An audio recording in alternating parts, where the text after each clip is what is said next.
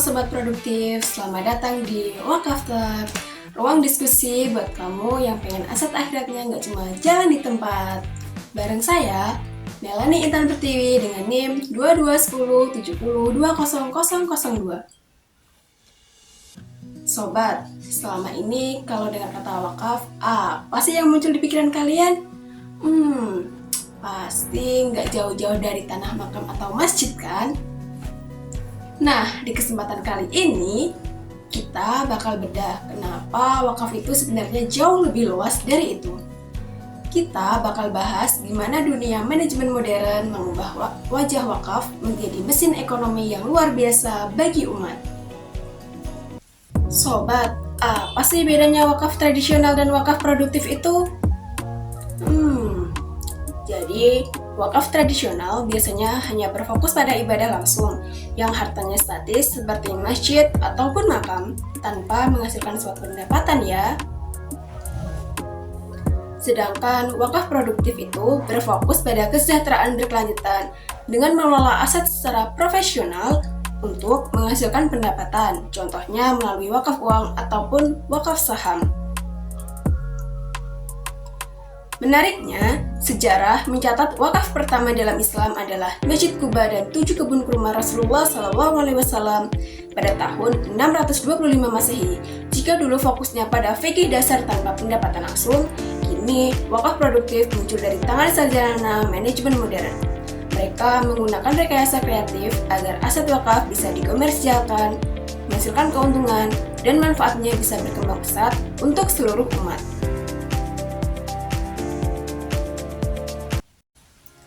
Secara dasar, wakaf itu artinya memberikan sesuatu yang ketika digunakan, manfaatnya dapat terasa, tetapi pokok hartanya nggak habis untuk kepentingan umum ya.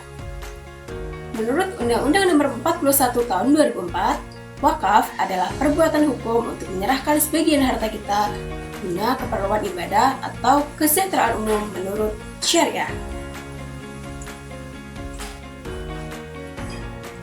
Landasannya ada di Quran Surat Al-Imran ayat 92 yang artinya kamu tidak akan memperoleh kebajikan yang sempurna sebelum kamu menginfakkan sebagian harta yang paling kamu cintai.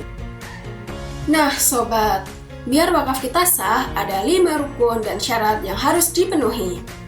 Yang pertama ada wakif, yakni si pemberi wakaf. Syaratnya harus berakal sehat, balik atas kemampuan sendiri, dan pemilik sah dari harta tersebut. Kemudian yang kedua ada nadhir. Ini menjadi poin penting, yaitu pengelola aset wakaf. Tanpa pengelola yang kompeten, aset wakaf nggak akan bisa produktif nih.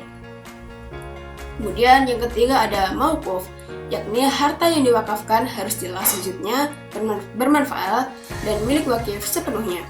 Kemudian yang keempat ada mauquf alaih, yakni penerima manfaatnya. Tujuannya harus jelas untuk kebaikan seperti pendidikan ataupun kesehatan.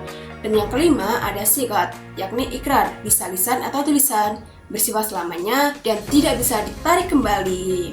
Biar lebih kebayang gimana manajemen modern itu bekerja, saya akan memberikan satu studi kasus yang keren banget, yaitu lab rumah sakit. Bayangkan sebuah rumah sakit mewakafkan laboratoriumnya. Nah, lab ini tidak dibiarkan sepi, tetapi dibuka untuk umum secara komersial. Jadi, pasien umum yang mampu tetap membayar biaya tes di rumah sakit ini secara profesional, tapi seluruh keuntungannya digunakan untuk apa nih? Jadi, keuntungannya dapat dipakai untuk menggratiskan pasien yang kurang mampu. Sebagai pokok motifnya, tapi fungsinya untuk bagi rumah sakit tersebut. Artinya,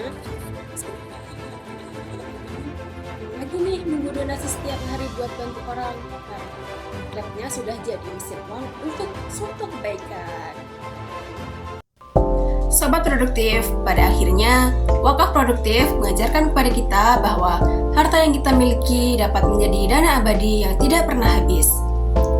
Dengan manajemen yang cerdas dan profesional, satu kebaikan yang kita tanam hari ini akan terus bekerja memberikan manfaat bagi umat, bahkan saat kita sudah tidak ada lagi di dunia ini.